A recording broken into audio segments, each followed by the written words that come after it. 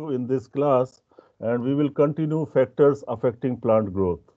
So friends, it is necessary to understand what factors affect the plant growth because we can manipulate these factors for the benefit of the plant, and when we get good vegetative growth, then only we can expect good reproductive growth.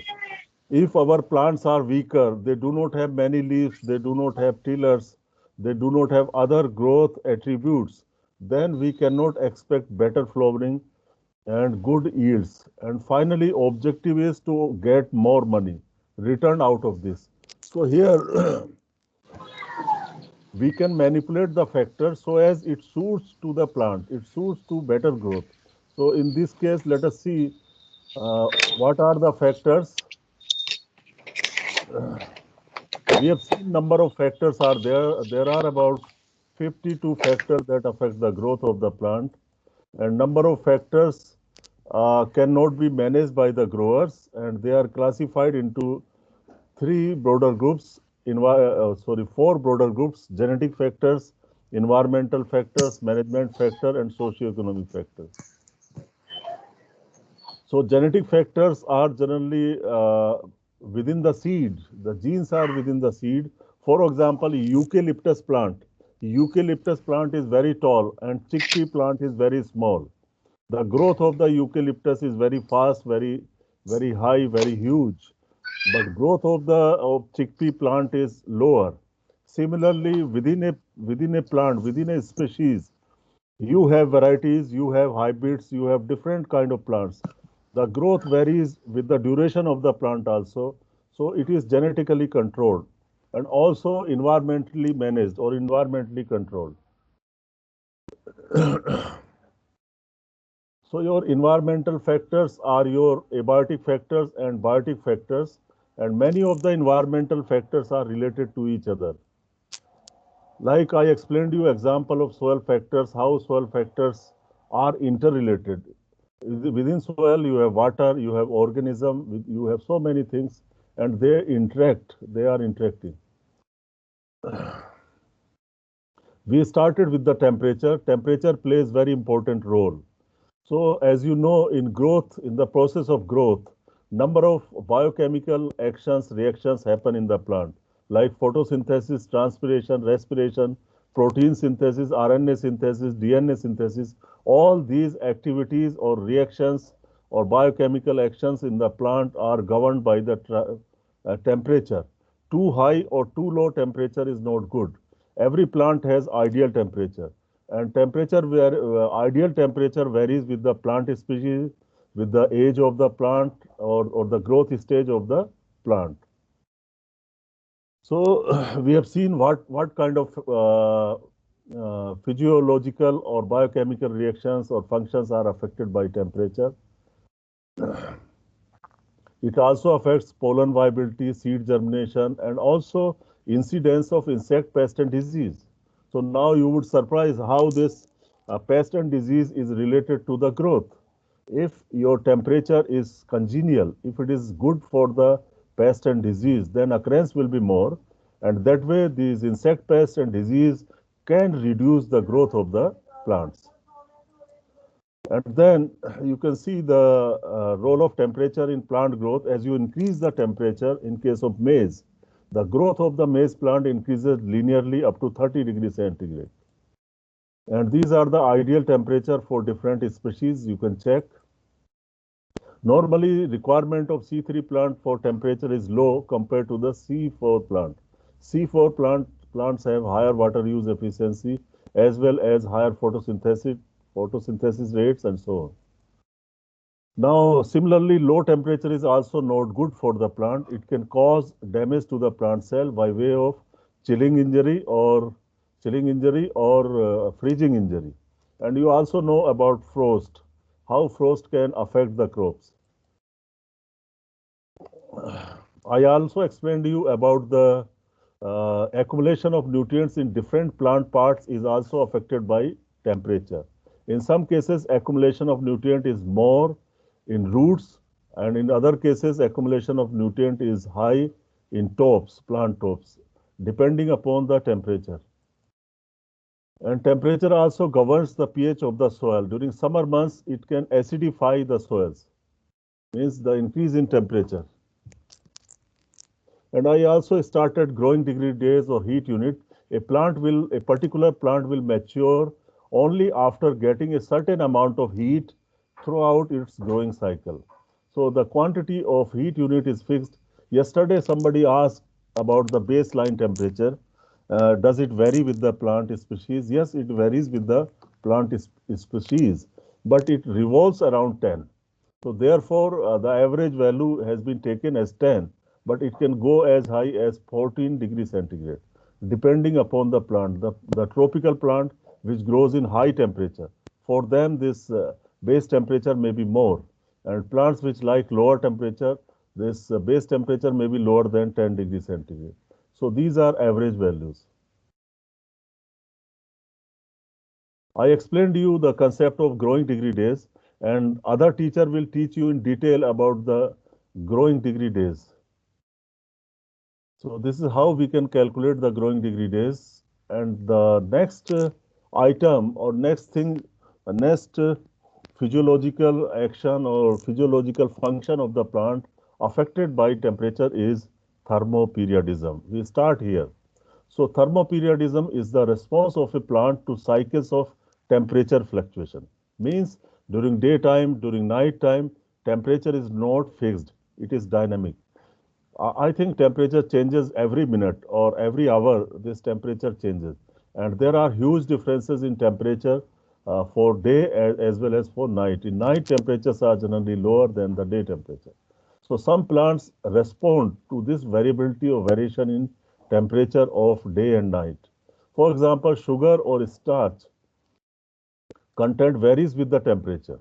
Cooler temperature promote starch conversion to sugars.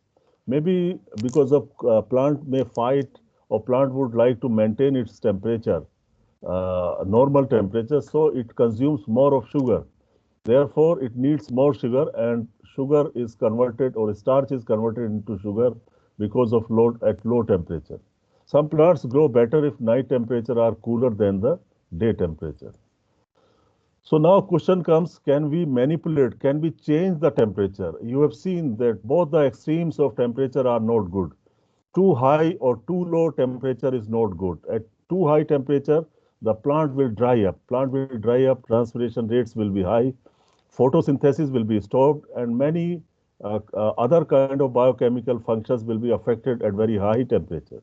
Similarly, at low temperature, the main activity is photosynthesis. Photosynthesis will be affected, and overall, what I mean to say is that neither too low or not too high temperatures are good for the plant. We need optimum temperature at each growth stage of the plant. So, can farmers, can individuals, can growers manipulate or can manage this temperature? Can they optimize the temperature under field conditions? So, what can be done? So to manage it, alteration in time of sowing, we can delay or we can bring early the sowing time so that the plant gets optimum temperature. For example, these days, wheat crop is facing terminal heat stress. At the time of flowering and grain filling period, there is high temperature, sudden increase in high temperature. People call it heat waves. Heat waves starts in the month of May, sorry, month of March, late March they start. And that is the time for grain filling or flowering of the wheat plants. So during this, can we bring our sowing time little bit early? Instead of 15th November, can we plant our wheat in the late October? If we plant the wheat in the late October, then it can escape up to some extent the terminal heat stress. So likewise, people may consider the alteration in time of sowing so that the best temperatures are available during maturity period. Amount of clay, the damage by temperature, damage by low temperature or high temperature is generally high in sandy soils than in heavy textured soil because the sandy soils get heat up early quickly compared to other soils. Sand loses energy very fast and sand accumulate energy very fast also. So If we add certain amount of clay in sandy soils, then we can moderate the temperature. We can balance the temperature. Similarly, moisture or irrigation. If temperatures are too high or too low, in that cases, irrigation can be beneficial. Light irrigation is suggested in case of frost days. These are winter days, for example. Now, certain crops like tomato, potato, mustard, peas, these crops are affected by temperature, adversely affected by temperature. If you apply light irrigation in the evening time, so one can overcome the bad effect of lower temperature on crop plants. Similarly, drainage. Under certain conditions, drainage can moderate the temperature, particularly during summer months. Say in the month of May, April or May, temperatures are too high and plants are growing and water is there in the soil. So this water can be very hot and it will affect the plants. So therefore, in such cases, people can go for drainage of the water. Similarly, mulching. Mulching can moderate the temperature. If temperatures are too low, so mulching can increase the temperature, and other way around, if temperatures are too high, it can lower the temperature. So under both conditions of high temperature or low temperature, this mulching can moderate the temperature. It can optimize the temperature. Intercropping can be practiced or multi-storied cropping can be practiced where you get shade of the plant. By shading, we can reduce the temperature. So these are the certain modifications or manipulations by which we can counter or we can reduce the bad effects of high or low temperatures. Now, the next is soil, water or moisture. I think this is related to rainfall also. Rainfall supplies water or moisture to the soil. We also know irrigation also supply water to the soil or to the plants. So we know the value of the water. No life on the earth is possible without water. So water is needed for life. And it is definitely source of hydrogen and oxygen, which are essential elements for the plant growth. Water is required for carbohydrate formation or production of carbohydrates through photosynthesis. And it is necessary for the hydration of the protoplasm. If your protoplasm dies, the cells will die. So movement of nutrients in soil, and not just soil, within the plant also. Water helps in the movement of nutrients in soil as well as in the plants. And it is also useful in the translocation of manufactured food and moderation of temperature. So water is playing number of roles for the plant growth. I think you understand. If there is no water or moisture in the soil, no plant can grow. No plant can grow successfully in the absence of water or absence of moisture. And definitely, depending upon the nature of the plant, both low and high levels may affect the growth. Friends, there are three or four kind of plants generally. Some live in under very dry conditions, under drought conditions or under zero phytic conditions. And some plants live under aquatic conditions, means they cannot survive without water. And some plant you need moderate supply of water, means just between the aquatic conditions and between the very dry conditions. So you have three, four kind of plants depending upon the water tolerance or water requirement. So both very low or very high levels may affect the growth. Except rice, most of the crop plants, if you put extra water or very low water, their growth will be affected. And moisture stress reduces cell division and enlargement. Means if there is no water in the soil, if plants are not getting water, their cell division will reduce, cell enlargement will reduce, and finally the growth will reduce. If you get excess water in the soil, the plants which are moderate for the water requirement, medium in the water requirement, so it reduces the soil aeration and supply of oxygen to the roots is reduced due to excess water. And this poor aeration in soil will reduce the activity of the microbes in the soil. Activity of microbes are very, very important for decomposition of organic matter so that nutrients are released. Water and nutrient uptake is reduced and except rice. Means if you do not have proper aeration in soil, if water is standing in the field, for example, in case of wheat, If you put too much of water in the soil, then the wheat will start yellowing. The wheat plants will become yellow because of reduced supply of oxygen and also reduced supply of water itself. There may be too much of water in the wheat field, but plant is not able to take up this water because of oxygen deficiency in the soil. The activity of roots is affected due to absence of oxygen under this condition. So, if there is deficit of the moisture, the closing of stomata can happen. That means the photosynthesis will be affected. Reduced transpiration, reduced photosynthesis, reduction in cell division and elongation, and finally the growth will be reduced. You must have seen many plants under drought conditions, how they suffer due to moisture deficiency. You know, plants get wilted, wilting occurs.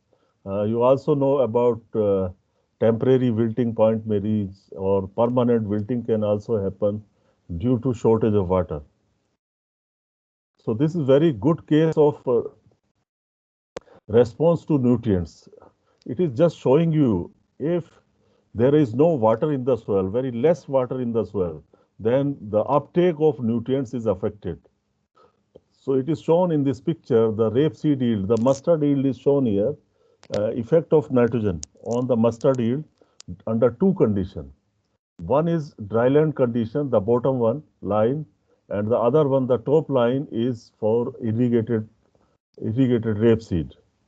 So on x-axis, you can see these are the doses of nitrogen. Nitrogen applied at 56 kg, 112, 168, and 224 kg per hectare. On y-axis, you have the yield of the rapeseed, that is in kg per hectare. So you see the lower line, the yield is the maximum yield may be about 800 kilograms per hectare. This is the situation of the dryland. The nitrogen levels are the same, but the yield is very low. It is maximum yield is about you can say 800 kilogram per hectare at 168 kg nitrogen. It is in dryland, moisture, deficiency of moisture. The variety is same, the plant is same, soil is same, only water is missing. There is no supply of sufficient water. But if you see the irrigated condition, in irrigated condition at 168, you get about 2000 kilogram of rapeseed yield. It is because of water. Means under irrigated condition, there is sufficient supply of water and you are getting the yield of about 2000 kilogram. Under dryland condition, you are getting yield of 800 kilogram. That means it is the water which is making the difference. Under irrigated condition, there is sufficient supply of water which help in the proper availability of the nutrients as well as uptake of the nutrients. So here, water is the only variable which is affecting the growth and yield of the plants. So therefore, many times it is said that the nutrient application rate should be lower under dryland condition compared to irrigated condition. Now see another case, another classical case where you see the yield as well as quality under available water conditions. Just try to understand this graph. In this case, just you see the x-axis where available soil water. Available soil water, it is in percentage. So available soil water is increasing. It is 5%, 10%, 15%, and 20%. On y-axis or y1 axis, you see it is the yield of the crop, in kg per hectare. This may be the case of wheat, increase in yield and decrease in protein content of barley. Sorry, this is barley, case of barley. And you see y2 axis, protein percentage. Protein percentage is plotted on y-axis, or sometimes you call it z-axis, y2 axis or z-axis on the right side. First, you see the y-axis, that is yield kg per hectare, and here it is 2000, and you get N0, N60, N120, and N180. So here you can see the protein content. The protein content is going down. Protein content is going down. As you increase the water supply, the protein content is decreasing. And you see the other case where you get yield. Uh, your yield is increasing. Your yield is increasing at N0, N60, N120, N180 on the right side. Your yield is increasing. See y-axis, sorry. See the y-axis. Yield is increasing because of increase in availability of water. And you see the yield is highest at N180. N180 about 3600 barley yield is there. Overall, what I mean to say here is that as you increase the nitrogen level, yield is increasing, protein content is increasing. As you increase the water supply, the protein content is decreasing in the barley. Means if you want good quality, better quality, or more protein, then water supply should be less. Supply should be less. So this is actually happening because of the dilution effect. The other instructor will teach you about this kind of relationship, biomass and protein content in the plant material. So you know also know about MP wheat in Madhya Pradesh. In larger area, people grow rain-fed wheat and also irrigated wheat. So rain-fed wheat generally contains more protein than the irrigated wheat because in irrigated wheat the biomass production is too high, which dilutes the nitrogen percentage in wheat. So now, water stress also affects the nutrient availability. As you know, the nutrients move in soil through diffusion and mass flow. If there is no water, then diffusion and mass flow will not happen. It will reduce. And other way to get the nutrients is root interception and contact exchange. So these are the three means by which plant receives the nutrients. High or low water stress is not good. For example, if you have flooding, the reduced oxygen supply and it restricts the root respiration. And finally, you get reduced ion uptake or uptake of the nutrients. And it also reduces the activity of the soil organism, which are responsible for transformation and availability of the nutrients. So high moisture may induce certain disease and enhance activity of certain crop pests. So overall, what is the message here is that too much or too low water is not good. Water supply is not good for the plant growth. So now question comes, can we modify or manipulate the water? If it is excess or if it is too low. If it is too low, one can arrange irrigation if possible. Or there may be certain alternative if you have excess water. Drainage is the option. Mulching can be useful in conserving the water, particularly in rain-fed or dryland areas, where mulching can be practiced to supply the water or to increase the supply of water, and anti-transpirants can be used. So I think water management, you got a course on water management, how you can increase the water supply to the crop plants for better growth. You will learn in detail in that course. Now, we have seen the effect of temperature, how temperature influences the plant growth in detail. We have also seen the water supply or moisture supply to the plants. We need optimum supply of water for better growth.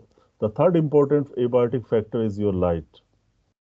So light is definitely ultimate source of energy for the plants, and photosynthesis cannot happen without light. And in case of light, the three aspects are very important: the quality, intensity, and duration of the light. The quality, intensity, and duration of the light.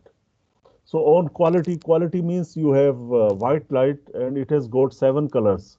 So can we have plant growth? Can we manipulate the plant growth in different colors?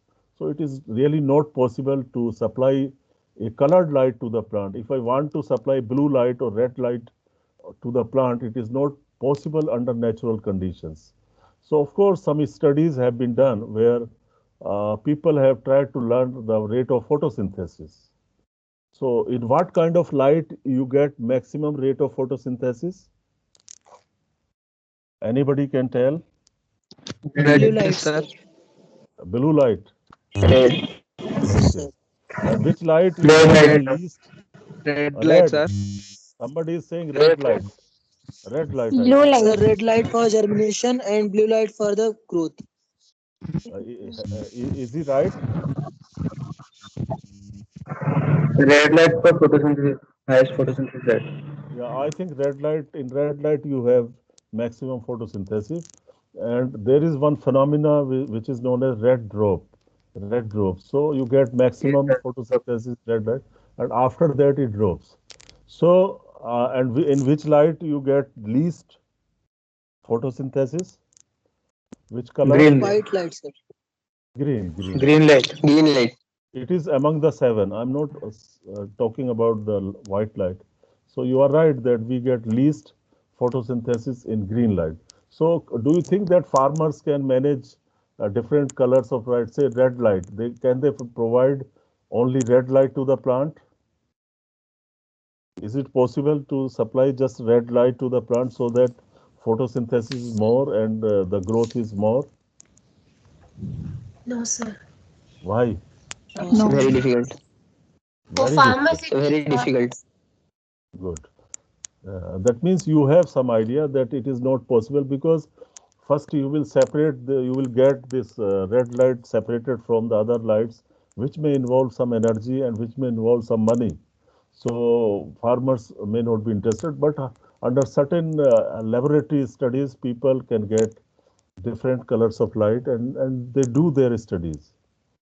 So very few studies have been done and difficult to manipulate under field conditions, this color of the light.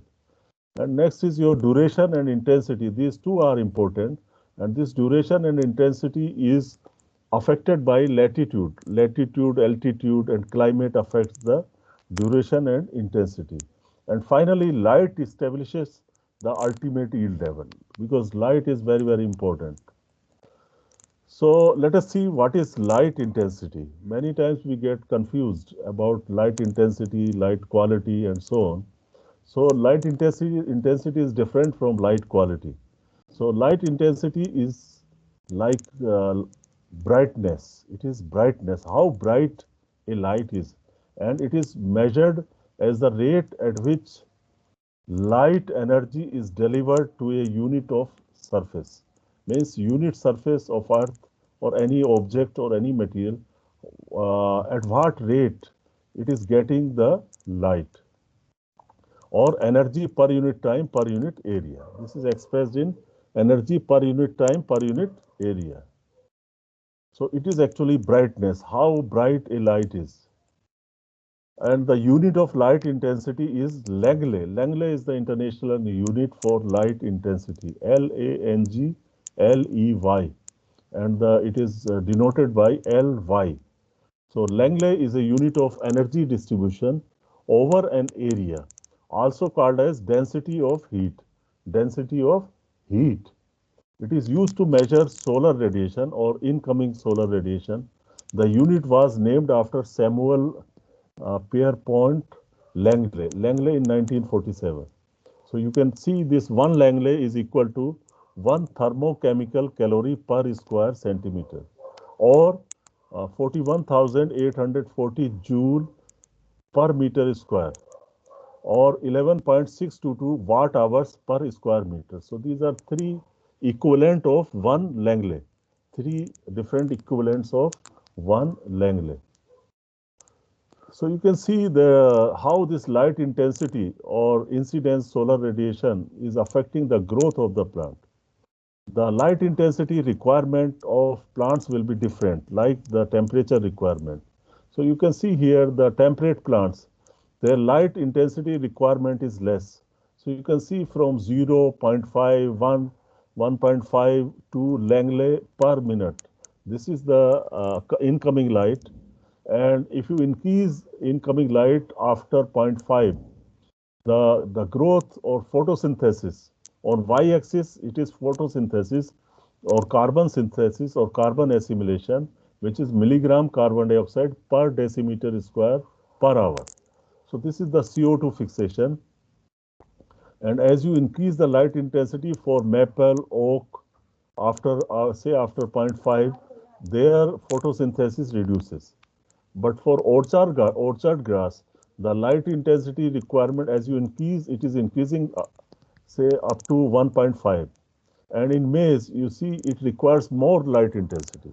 So simple that for subtropical plant or temperate plant, the light intensity requirement is less.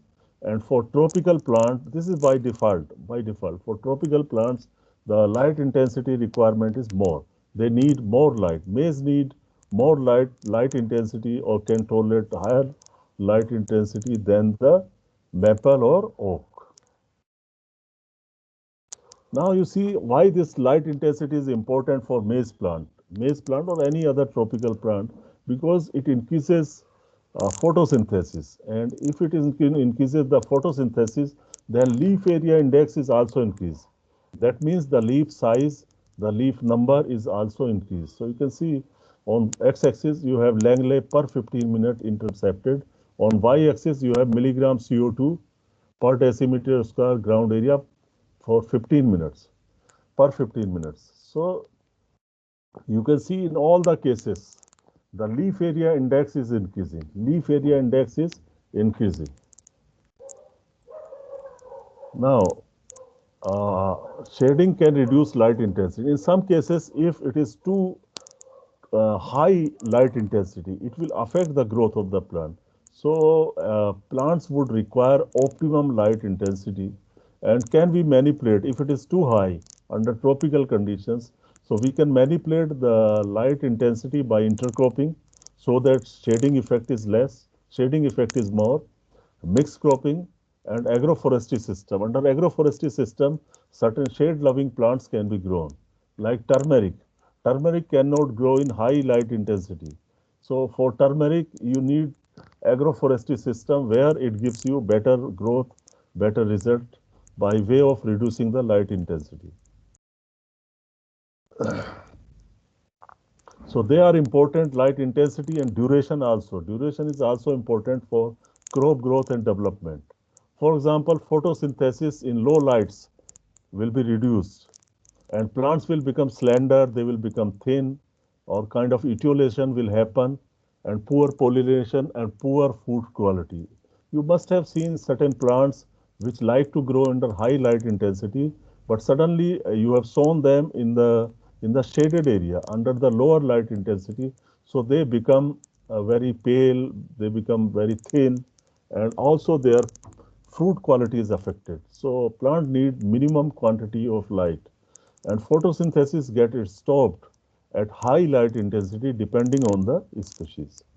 Plants differ in light requirement. Certain seeds require light to break the dormancy. So light is required in certain seeds like lettuce. Now, what are the factors that are affected by the light? Important plant responses that are affected by the light. So one is phototropism, photonasty, photoperiodism, photomorphogenesis. So actually, I do not want to teach you this subject in detail because you must have covered in your plant physiology courses what is phototropism, photonasty, or you can go through the literature. Photonasty, photoperiodism, and photomorphogenesis. All these responses are affected by the light. And similarly, photomorphogenesis, it is given to a wide range of light controlled developmental responses like seed germination. Means morphogenesis means change in the form, change in the morphology of the individual plant in the presence of light. That is your photomorphogenesis. So, for example, seed germination, stem elongation, leaf expansion, development of chloroplast, synthesis of chlorophyll, and many secondary products. These are photomorphogenesis phenomenon. Photoperiodism, I think this is the behavior of the plant in relation to the day length, that is duration. Most of you know that what is short day plant, long day plant, and day neutral plant and their examples. Now, the another factor after light is the wind. Wind is very important. It is friend as well as enemy of the plant, and it is friend also. So light, moving air is known as wind. If somebody asks me what is wind, so it is actually moving air. So light wind, the means the wind at a very slow speed is necessary to replenish CO2 near the plant. So exchange of gases happens because of CO2. It carries oxygen away from the plants, less wind, less evaporation, less water requirement. If you have very high wind speed, it will take away water or humidity around the plant and bring dryness in the area. Some typhoons can be very dangerous. They can uproot the plants. They can reduce the growth of the plants. I think we in India we get in the coastal area we get many strong typhoons or some, not typhoon, maybe winds of over 100 kilometer per hour are there, which uproot your plants. So windbreaks can be used to minimize this damage. Dusting affects the rate of photosynthesis. Certain dust can be brought. Dust can be brought by the wind and deposited on the leaves. So this can affect the photosynthesis, and it is happening in Delhi. The plants in Delhi are not happy than the plants in Shimla. So may blow away or bring pest and disease. So it can work both ways. It can bring some new pest or diseases like locust case you have seen. They easily travel with the wind.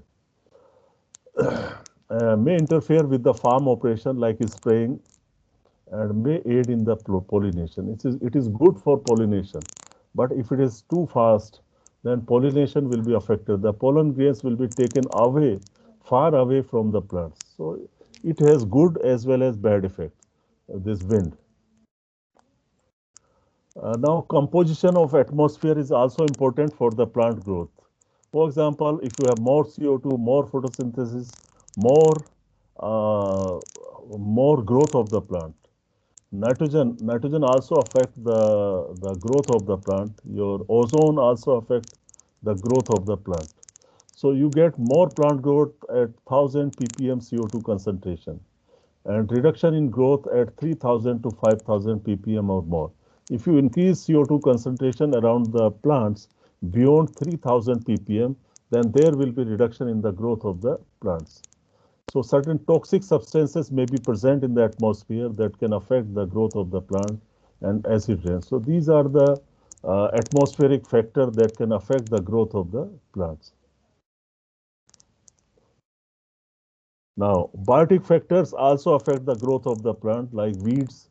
Weeds reduce the growth of the plant. They compete for light, water, air, space, and so many things, and they can reduce the growth of the plants. Insect pest and disease incidents can reduce the growth, and domestic and wild animals. Many domestic animals, you have grown the crop very well, and suddenly some wild animals like blue bulls can damage your crop, and growth will be affected. And then management factors will affect the growth of the plants like land preparation and tillage. This is very debatable issue about tillage. Some people say that too much tillage is not good for the plant growth. So this is very lengthy topic. So you can understand when you will read, study conservation agriculture about this topic. So, but definitely if you are doing tillage, that means you are aerating the soil and you are also the decomposition rate of organic matter is happening because of tillage. So minimum tillage I think is the better choice if you want good growth of the plant. Too much tillage is not good. Selection of varieties, certain varieties will have more growth, certain variety will have less growth. I think many times farmers they always speak about the variety in the village, and in your village also or your place, whenever you meet farmer they will ask you, first question will be, do you have any new variety? Means they want new variety which is not susceptible to insect pest and disease, which grows better, which grows better under say low water supply or low moisture.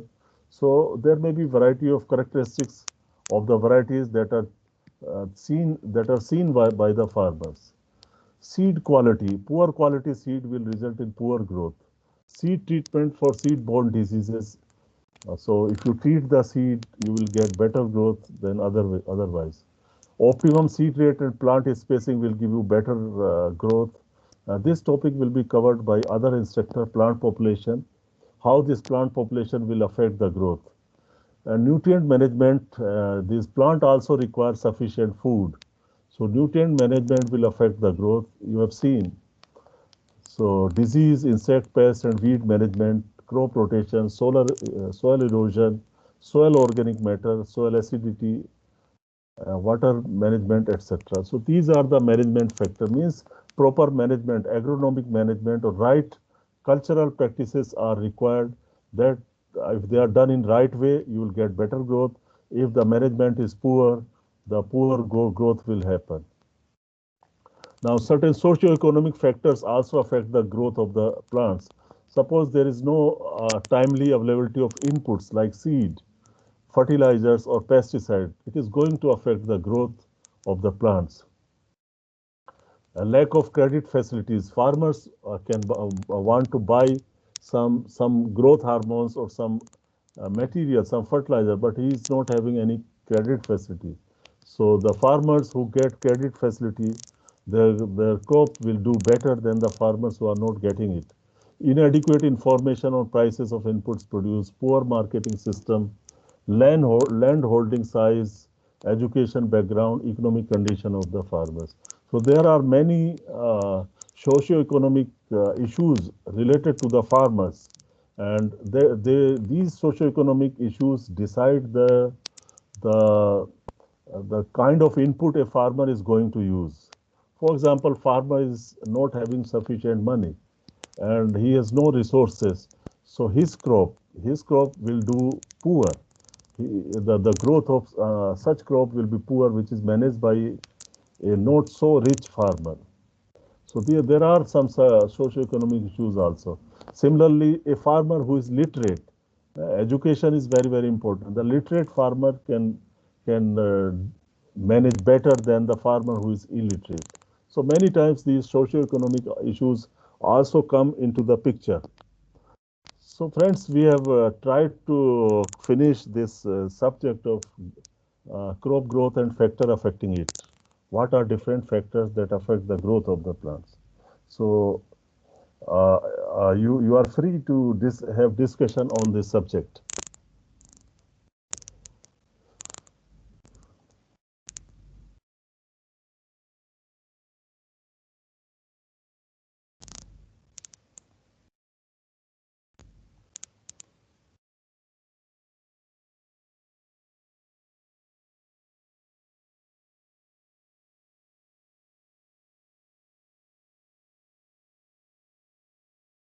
Yes, any question?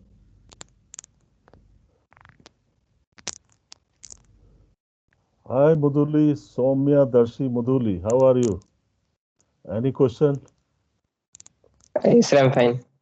No, sir, no questions. No question.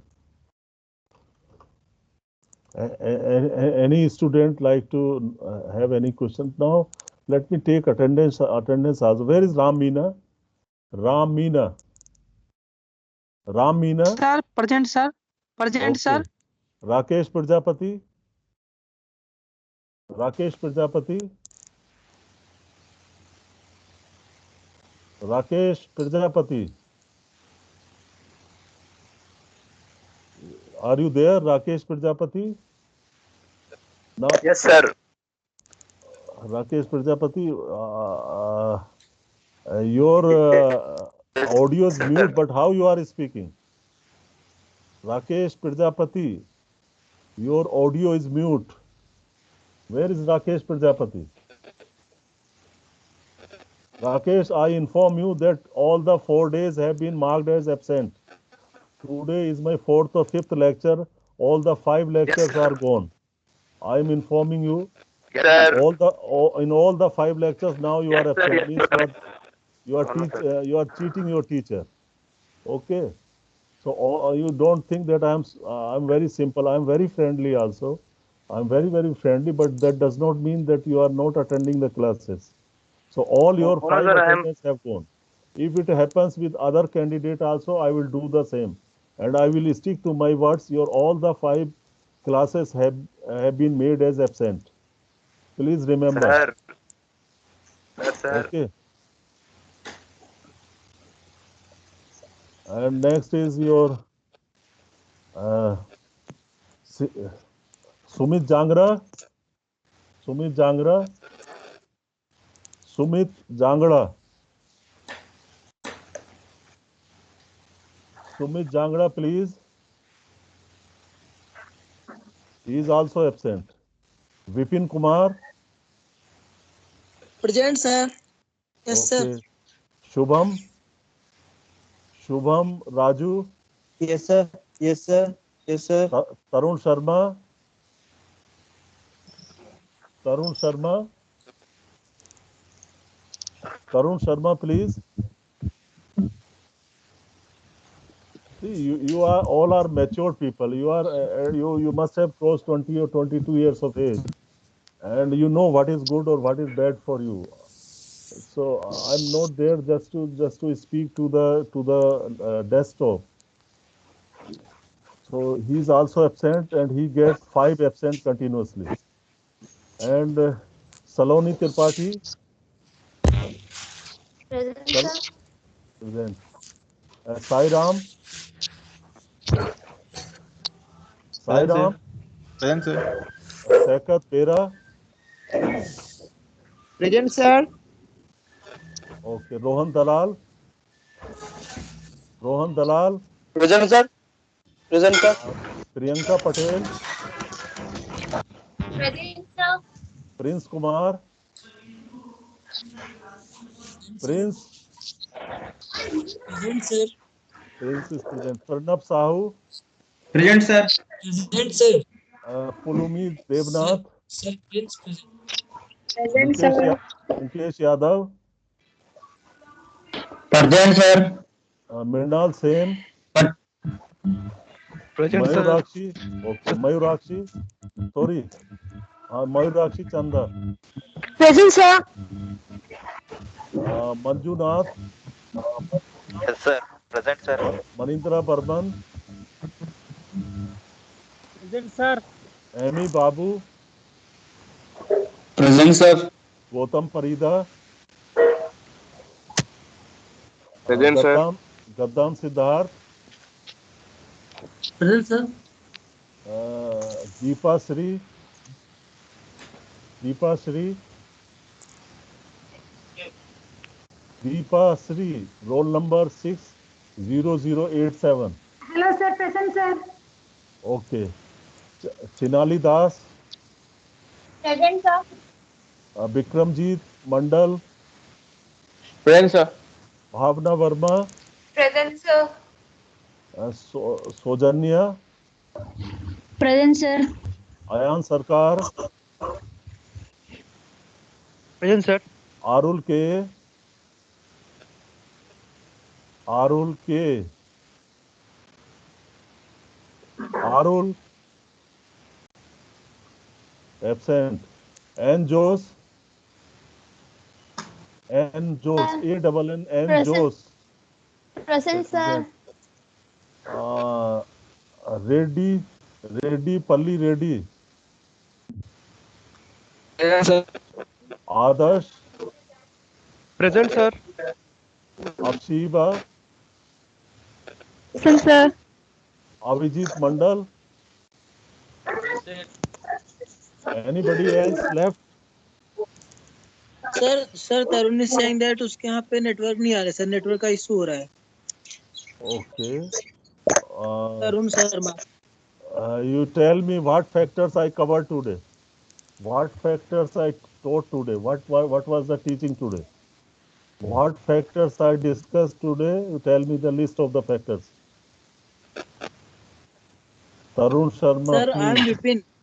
I am Vipin sir Tarun Sharma is messaging me Sir. Okay. Sir. Yeah. Sir, I was there in whole class. What is your name? Rakesh Prajapati, sir. So you tell me how this excess water affect the plant growth. Sir, excess water affect plant growth in many ways. There's like oxygen deficiency can occur. Plant roots does not respire and cannot accumulate the anions. Good. Ions. I believe now. I believe that you were there. I believe you were there. Okay. You are there now. Sir, you are haven't not taken my there. attendance. Don't Sir, you worry. haven't Don't taken my worry. attendance. See, What is your name? Somedarshi. Sir, Somedarshi. Yes, sir. You tell me unit of light intensity. Sir, Langley. Good. You were also present. Okay. So I think all were present. My purpose was to sensitize you, so that you please Hello, attend sir. these classes. Yeah. Sir, You my are name is also Arun, sir. present. You are also present. Now I believe all were present. I trust you. I trust you. I have faith in you, and all were present. And I expect you to be there in other classes also. So I'm very happy that all the students were present in the class, and you will continue to present in the class. But I will do some surprise checks like this any day, anytime. So please try to attend these classes. This is not for me, or this is not for uh,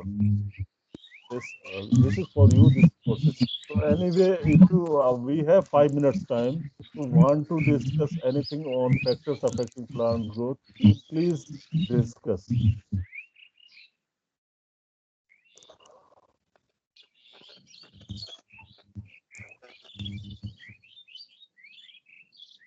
So you are satisfied with the lecture or not? Yes, sir.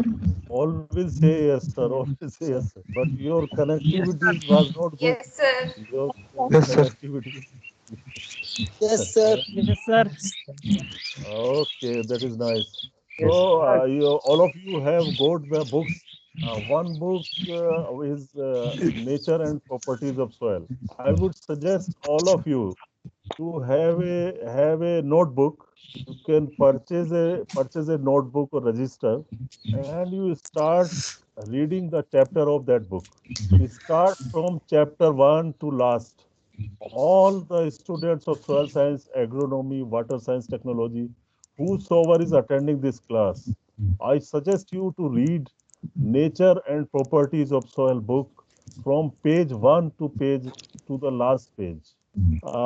You make the small notes. You decide that today I will read one chapter, or in this week I will read two chapters from this book. So and you start reading from that book and make the notes. Make very small note, not the big notes. Make small notes from that book, and it will be very useful to you. Suppose I am from water science and technology. How this book will be useful to me, because water science cannot go without soil. Water science cannot go without soil. Water will be there in the soil. Water will be available in the soil. So there are chapters on the water, soil water interaction in this book. Similarly, a student of soil science, for them it is, I think, basic or fundamental book. But for agronomy, your plants cannot grow without soil. So for each one of you, this book is very important. I request you, I suggest you, this is the best book on the subject. Read from page 1 to last page, makes the notes, and then you will have very good knowledge of soil. See, chapter on organic matter, very good, fantastically written. Chapter on nitrogen, you read from page 1 to last page. Chapter on nitrogen, chapter on phosphorus, chapter on micronutrients, chapter on soil erosion. Yeah, so you will learn lot of new thing, and it will definitely help in building your career and getting your degrees. So by this note, I thank you very much to all of you. Thank you. See you Hello, tomorrow. sir. Sir. Thank you, sir. Thank you, sir. Thank you, sir. Thank you, sir. Hello, sir. All the best. Thank you. Okay. All